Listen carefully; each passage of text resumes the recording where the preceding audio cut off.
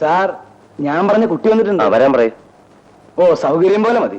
വക്കച്ച വരാൻ പറയാൻ. എന്തോ അവരോട് വരാൻ പറയാൻ.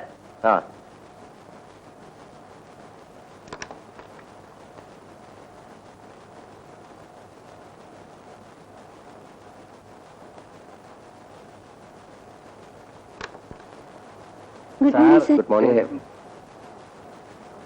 Your name? Sheila. Your degree certificates? Directory ഇവിടെ ഡയറക്ടറി ഒന്നും വേണ്ട വക്കച്ച. താൻ പുറത്തു പോ. Sit down.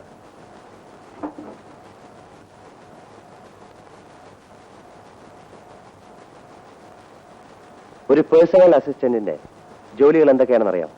കുറച്ചൊക്കെ വായിച്ചറിഞ്ഞിട്ടുണ്ട് സർ. കുറച്ചായിട്ടൊന്നും അറിയരുത്. ഒന്നുകിൽ പൂർണ്ണമായിട്ടെല്ലാം അറിയുക, അല്ലെങ്കിൽ അറിയാതിരിക്കുക.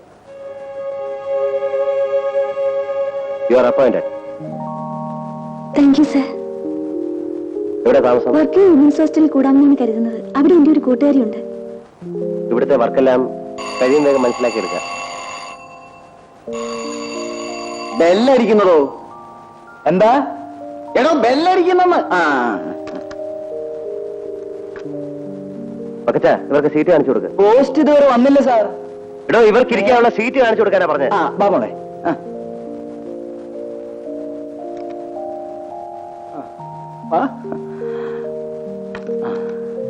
ഇതാണ് മോളുടെ സീറ്റ്. ദൈവം തമ്പുരാനെ മനസ്സിൽ വിചാരിച്ച് അങ്ങോട്ട് ഇരുന്നാട്ടെ. മാഡം മുതലാളിയുടെ പുതിയ പി എ ആണല്ലേ? ഏയ്, പായ്പാട്ടുകാരിയല്ല, എന്റെ നാട്ടുകാരിയാ. ഞാൻ കൊണ്ടുവന്നതാ. എടോ, ചെവി കേൾക്കാൻ വയ്യെങ്കിൽ വല്ല ഇയർഫോൺ വാങ്ങിച്ചു നോക്ക്. ടെലിഫോൺ വാങ്ങി വീട്ടിൽ വെക്കാൻ കഴിവുണ്ടായിരുന്നെങ്കിൽ ഞാൻ ഈ പണിക്ക് വരുമോ? അല്ലേ മോളെ? തന്നോടൊക്കെ സംസാരിക്കുന്ന ഞങ്ങളെ വേണം തല്ലാൻ. ഇതിനു മുമ്പ് എവിടെ ജോലി ചെയ്തിരുന്നത്? ഞാൻ പഠിക്കുകയായിരുന്നു.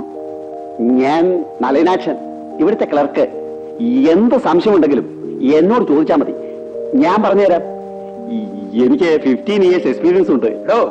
താൻ എല്ലാ പെണ്ണുങ്ങളോടും കാണിക്കുന്ന ശൃംഗാരം ഉണ്ടല്ലോ, അത് ഈ പെൺകൊച്ചിനോട് വേണ്ട. ഞാൻ എന്റെ എക്സ്പീരിയൻസ് പറഞ്ഞു കൊടുക്കുകയായിരുന്നു. എന്ത് പീരിയൻസ് ആയാലും ഈ മുറത്തെ കയറി കൊത്തന്നാ പറഞ്ഞത്. വേണ്ടെങ്കി വേണ്ട.